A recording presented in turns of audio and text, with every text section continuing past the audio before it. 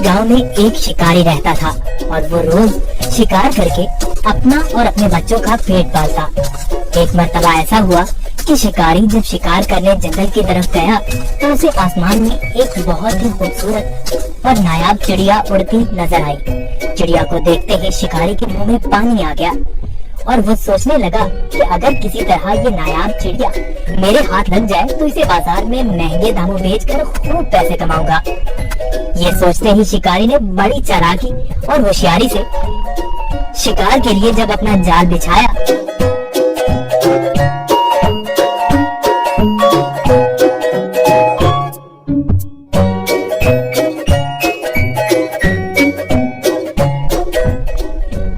तो उसमें वो खूबसूरत चिड़िया फंस गई। चिड़िया को जाल में देखकर शिकारी अपनी इस कामयाबी पर बहुत खुश हुआ और दिल ही दिल में इस चिड़िया को फरोख्त करने के मंसूबे बनाने लगा। चिड़िया जाल से बाहर निकलने के लिए खूब फड़फड़ाने लगी, लेकिन जब चिड़िया की सारी कोशिशें नाकाम हो गयी और उसे जाल से आजाद होने की कोई सूरत नजर न आई तो उसने मायूस होने की बजाय बड़े इत्मीनान से शिकारी की तरफ देखा और कहने लगी,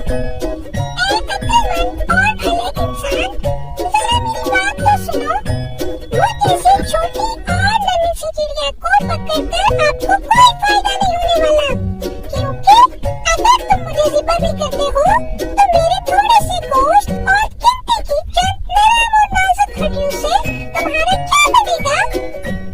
और अगर तुम मुझे बाजार में फरोख्त भी करते हो तो तुम्हें कितने रुपए मिलेंगे, लेकिन तुम मेरी बात मानो और तुम मुझे इस कैद से आजाद कर दो तो मैं तुम्हें इसके बदले 3 ऐसी कीमती और अनमोल नसीहतें करूंगी जो हमेशा तुम्हारे काम आएंगी। इनमें से पहली नसीहत मैं तुम्हारे हाथ पे बैठ के करूंगी और नसीहत ऐसी होगी जिसे सुनकर तुम्हारा खून और बढ़ जाएगा। और दूसरी नसीहत दीवार पर बैठ कर करूंगी जो बहुत ही आला और कारामद होगी। इसके बाद तीसरी और आखिरी नसीहत दरख्त की डाल पर बैठकर करूंगी। इसलिए अब तुम्हारी अक्लमंदी का यही तकाजा है कि तुम मुझे आजाद कर दो और मेरी तीनों नसीहतों पर अमल करके दुनिया में बड़ा नाम कमाओ। शिकारी ने चिड़िया की ये पेशकश सुनकर थोड़ी देर सोचने और गौर करने के बाद उसकी बात मानते हुए जाल की रस्सी खुद खोल दी। रस्सी खुलते ही चिड़िया उड़कर शिकारी के हाथ पर आ बैठी। पहले नसीहत करते हुए कहने लगी, किसी भी नामुमकिन बात पर कभी यकीन न करना, चाहे कोई भी कहे। ये बोलकर चिड़िया अपने वादे के मुताबिक फिर उड़ी और दीवार पर जा बैठी। वहीं से दूसरी नसीहत करने लगी, गुजरे हुए किसी भी बात का नाम कभी न करना।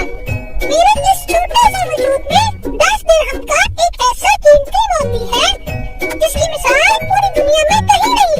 और इस महंगे मोती को पाकर तुम और तुम्हारे घर वाले खूब ऐशो इशरत से जिंदगी गुजार सकते थे, मगर तुम्हारी किस्मत पर अफसोस, तुमने मुझे आजाद करके एक बेमिसाल मोती अपने हाथों से खो दिया। इतना सुनना ही था कि शिकारी जोर जोर से इस तरह रोने और चिल्लाने लगा जैसे उसका कोई अपना करीबी रिश्तेदार मर गया हो। रोते रोते बार बार ठंडी आहें भरता और कहता, हाय हाय मैं तो लुट गया, बर्बाद हो गया। अरे मुझ बेवकूफ ने क्या कर दिया, हाथ आए खजाने को खो दिया। ऐसी नादिर चिड़िया क्यों आजाद कर दी। शिकारी जब खूब रो धो चुका तब चिड़िया ने उसे मुखातिब करते हुए कहा, अरे बेवकूफ और अहमद शिकारी, मैंने पहले ही तुम्हें नसीहतें कर दी थी कि गुजरे हुए बात का गम न करना। जब ये बात हो ही गई थी तो अफसोस से हाथ मलना किस काम का। और हाँ, ए नादान शिकारी, तुमने मेरी पहली नसीहत भी तो गौर से नहीं सुनी। मैंने कहा था ना कि किसी भी नामुमकिन बात का हरगिज़ यकीन नहीं करना चाहिए, वो कैसे ही क्यों ना हो।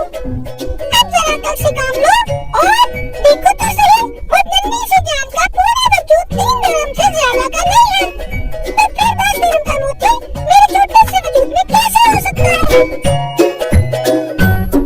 बेशक कहती तुम ठीक ही हो ऐ नन्ही मुन्नी चिड़िया, वो तीसरी नसीहत तो बताती जाओ।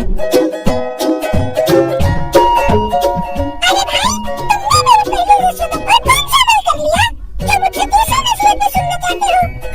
वो कीमती नसीहत तुम जैसे नादान इंसान के लिए नहीं है। ये कहते ही फट से चिड़िया उड़ी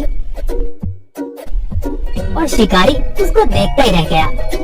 देखा बच्चों आपने, वो नन्ही सी चिड़िया कैसे अपनी अक्लमंदी से इस शिकारी से अपनी जान बचाने में कामयाब हो गई।